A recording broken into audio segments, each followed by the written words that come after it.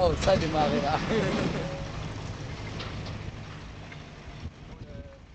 La musique, je ne l'ai pas commencé, musique en tant que telle, comme on entend parler. Chez moi, il y a une tradition qui s'appelle kol-kol. En fait, c'est des pleureurs. Dans d'autres pays d'Afrique, ils appellent ça des griots. À la base, c'est des gens qui font du conte en pleurant. Parce que les contes chez nous, c'est souvent des histoires assez tristes, bien qu'on rencontre souvent comment la vie elle a commencé et ce qu'il en suit.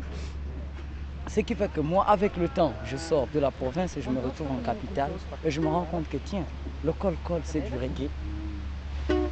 Et moi, j'avais déjà des ordinateurs à la maison. Alors, il m'a juste failli prendre des instruments à gauche et à droite et puis bah, voilà, je me suis fait mon affaire à moi. J'ai créé un label qui s'appelle Chérina Musique, dont moi-même je suis le directeur, donc je fais tout moi-même. Quand je dis tout, c'est que je suis à la fois mon propre bassiste, mon propre soliste, même mes chœurs, je les fais moi-même à la base. Et puis c'est ça, quoi.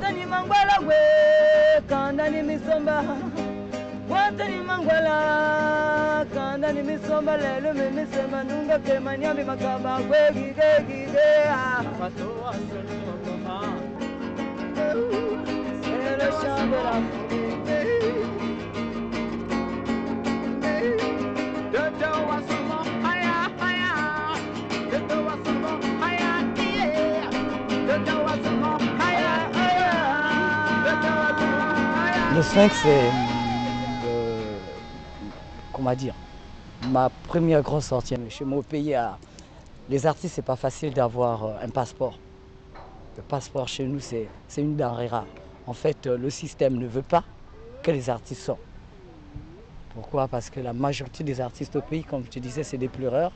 Et les pleureurs, c'est des contes. Et les contes chez nous, ils sont engagés. Et ils dénoncent beaucoup les maux de notre société. Et ça, le système ne veut pas qu'on raconte les profondeurs du Gabon hors du pays, quoi. Ils veulent que ça reste là-dedans et que les gens aient l'impression que le Gabon, c'est le plus beau pays du monde, le pays le plus parfait. Mais j'entends crier, pleurer, wayo. J'entends crier, pleurer, Gabao. Dans mon pays, les gens font beaucoup attention à ce que racontent les artistes dans leurs textes. Et je crois qu'au Gabon, les messages que les musiciens véhiculent ont calmé une certaine pression. En remarque, en Afrique, quand vous fouillez bien, le Gabon est un pays où on n'a jamais entendu parler de guerre.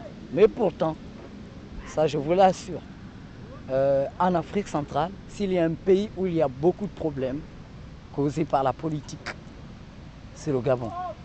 Ça, franchement, le peuple, je le trouve très positif et je tiens même je profite de l'occasion à vous préciser une chose. La paix qui règne au Gabon n'est pas fabriquée ou créée par un homme politique, que ce soit un président ou quelqu'un, c'est le peuple en fait. Le peuple, il n'écoute que le peuple lui-même. Le peuple, il ne se mélange pas à toutes ces conneries. Tel veut faire des coups d'État, on soutient la personne qui fait le coup d'État. Nous, ce qu'on veut, c'est garder notre pays comme il est. Mais quand je vous parle des problèmes du Gabon, c'est grave. Chez moi au pays, on assassine des artistes sans aucune raison. Il n'y a pas de justice. Chez moi au pays, tu vas retrouver 95% de chômage, le cas de chômage, et il n'y a que 5% qui sont aisés. Donc, si tu veux bien, le pognon du pays appartient à une catégorie de personnes qui sont là depuis des années. Le gouvernement, il est le même, on change juste de poste, mais le pays, il est toujours dans la paix. Tata Nzambe, qui a dit école cadeau.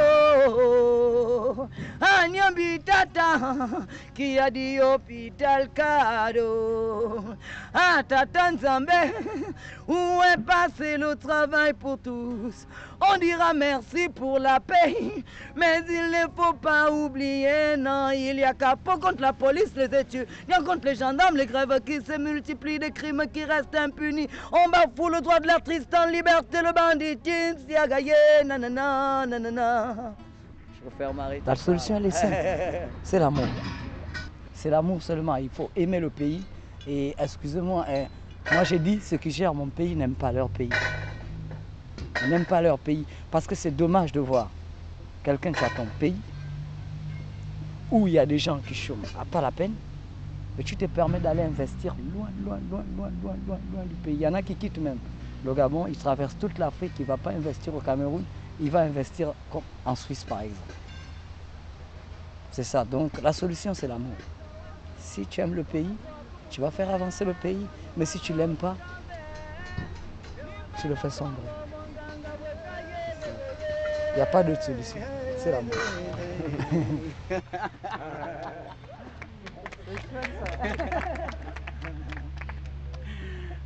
Là, ça va?